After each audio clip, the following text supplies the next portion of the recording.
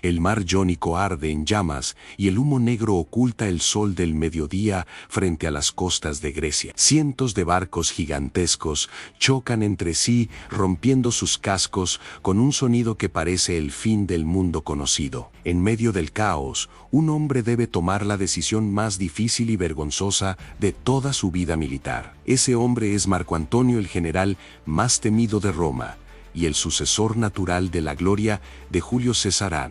Pero hoy no está luchando por Roma, sino por una reina extranjera que le ha robado el corazón y la mente. Frente a él está la flota de Octavio, el joven heredero que ha venido a reclamar el trono del mundo entero. Antonio mira hacia atrás y ve la vela púrpura del barco real de Cleopatra, alejándose a toda velocidad del combate. En ese preciso instante, el destino de la civilización occidental pende de un hilo muy fino y sangriento. Si Antonio se queda y lucha, podría ganar la batalla y convertir a Roma en un reino oriental exótico. Si persigue a su amada, perderá su honor, su ejército y finalmente su propia vida a manos del enemigo. Hoy viajamos al año 31 a.C., al día en que la República murió ahogada en el mar. Parte 1.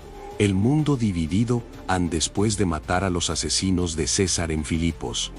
Los vencedores se repartieron el mapa. Octavio se quedó con el oeste, gobernando desde Roma con una frialdad y astucia política que daba miedo. Marco Antonio se quedó con el este, viviendo en Alejandría como un dios faraón junto a la reina Cleopatra. Durante una década, la tensión entre los dos antiguos aliados fue creciendo, alimentada por la ambición desmedida. En Roma, Octavio lanzó una campaña de propaganda brutal y efectiva contra su propio cuñado Antonio. Lo acusó de haber perdido la cabeza por una bruja egipcia y de querer entregar la capital a los extranjeros. Decía que Antonio ya no era romano, que había olvidado las costumbres de sus padres por el vino y la lujuria. Antonio, por su parte, cometió el error fatal de celebrar un triunfo en Alejandría, insultando las tradiciones latinas. El Senado romano, convencido por el miedo que sembró, Octavio declaró la guerra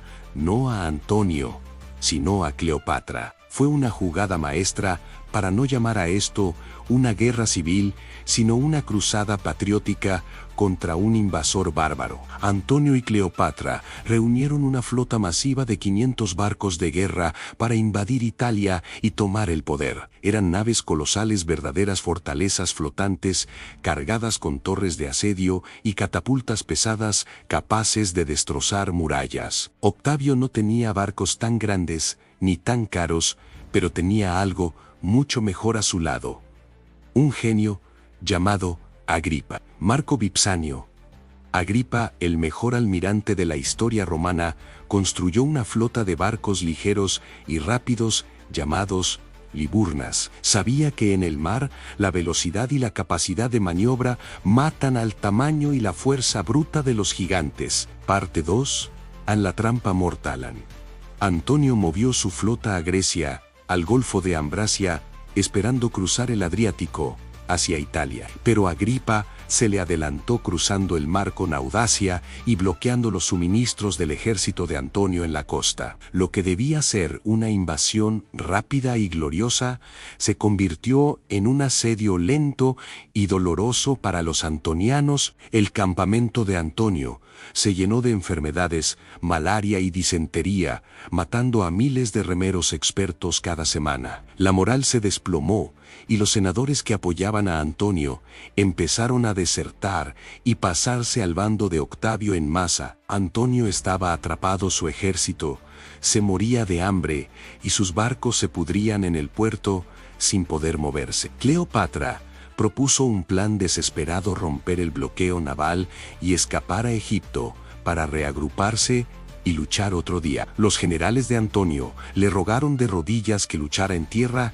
donde sus legiones veteranas eran todavía invencibles. Pero Antonio, cegado por el amor, o quizás por la desesperación, escuchó a la reina y preparó las naves para la salida. Quemaron los barcos que no tenían tripulación suficiente para mover y cargaron el tesoro real en los transportes protegidos. El 2 de septiembre, los vientos soplaron a favor, y la flota de Antonio salió a mar abierto para morir o vivir libre. Parte 3.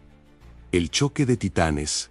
Las dos flotas se encontraron frente al promontorio de Actium, bajo un sol abrasador y testigo. La estrategia de Antonio era usar sus barcos gigantes para aplastar la línea de Agripa y abrir un hueco para escapar. Sus naves eran tan altas que los soldados de Octavio no podían abordarlas fácilmente desde sus botes pequeños y bajos. Parecían castillos inexpugnables, flotando en el agua, lanzando piedras y fuego sobre los atacantes diminutos. Pero Agripa ordenó a sus capitanes que no chocaran de frente, sino que rodearan a los gigantes como manadas de lobos. Los barcos liburnas de Octavio zumbaban alrededor de los colosos de Antonio como avispas furiosas, picando y huyendo. Lanzaban flechas incendiarias y jabalinas contra las cubiertas de madera seca de las naves egipcias buscando el incendio. El combate se estancó en un brutal intercambio de proyectiles,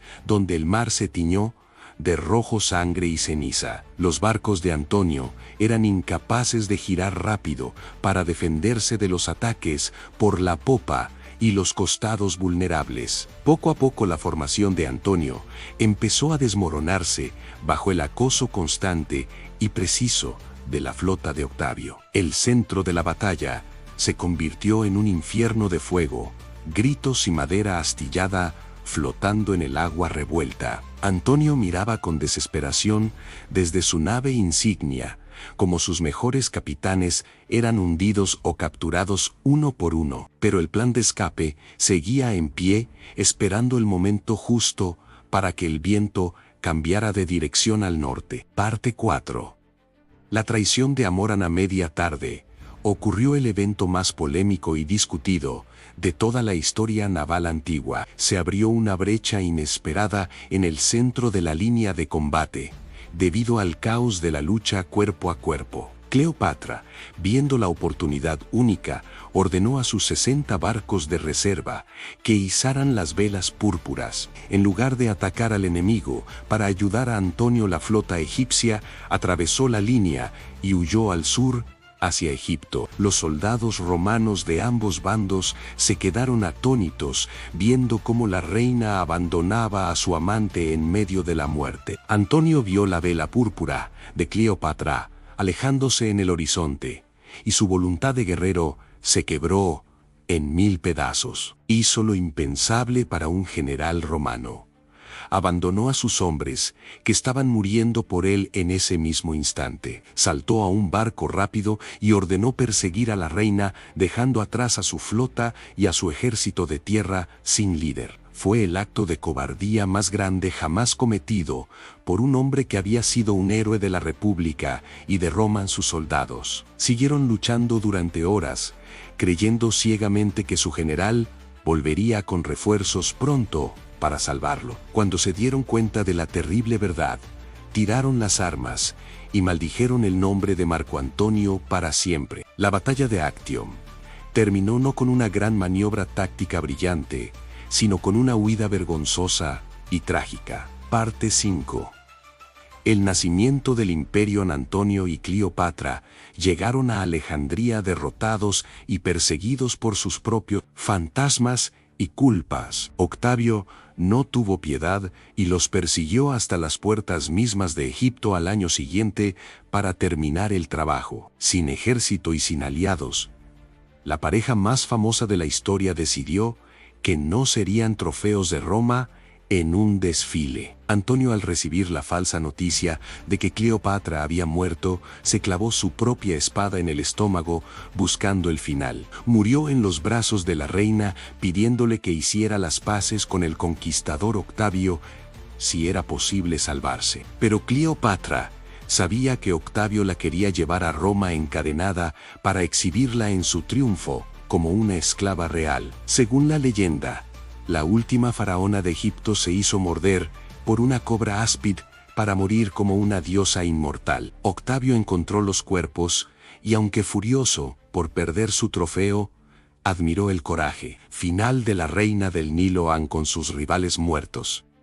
Octavio se convirtió en el único dueño del mundo mediterráneo sin nadie que se le opusiera. Regresó a Roma y cerró las puertas del templo de Llano, simbolizando que la paz había llegado al fin tras décadas de guerra. El Senado le otorgó el título de Augusto el Venerado y la República dejó de existir oficialmente para dar paso al imperio. Actium marcó el final de un siglo de guerras civiles sangrientas y el comienzo de la Pax Romana imperial y duradera. Fue el día en que la pasión desmedida de un hombre destruyó su destino y creó el futuro de toda Europa. Si Antonio hubiera decidido luchar, tal vez hoy hablaríamos todos un dialecto derivado del griego y el egipcio antiguo. Pero la historia es cruel, y solo recuerda a los vencedores que escriben los libros desde sus tronos de mármol. Los restos de la flota de Antonio todavía yacen en el fondo del mar Jónico como testigos mudos de su fracaso. Augusto gobernaría durante 40 años, transformando una ciudad de ladrillo en una ciudad de mármol eterno, pero siempre cargaría con la sombra oscura de haber destruido a su propia familia para conseguir el poder absoluto. La batalla de Actium nos enseña que el amor puede ser la fuerza más destructiva en la política de alto nivel. Nos recuerda que un líder nunca debe poner sus deseos personales por encima del deber sagrado hacia su pueblo y sus soldados. Antonio eligió a Cleopatra y perdió el mundo. Octavio eligió a Roma y ganó la eternidad en los libros de historia. Así se cerró el telón de la era de los héroes trágicos y comenzó la era de los emperadores dioses y tiranos. Gracias por acompañarme al año 31 a.C. a revivir esta historia de Actium. Si te gustan estas historias épicas, no olvides suscribirte y dejar tu like ahora mismo. Nos ayuda mucho a seguir trayendo contenido de calidad cada día para nuestra comunidad de estrategas. ¿Y tú crees que Antonio se fue por cobardía o porque sabía que la batalla estaba perdida desde el principio? Los leo en los comentarios. Quiero saber qué hubieras hecho tú en el lugar de Marco Antonio ese día. Esto fue Batallas Romanas. Y ahora sí, me despido. Hasta pronto, generales. Nos vemos en el próximo combate.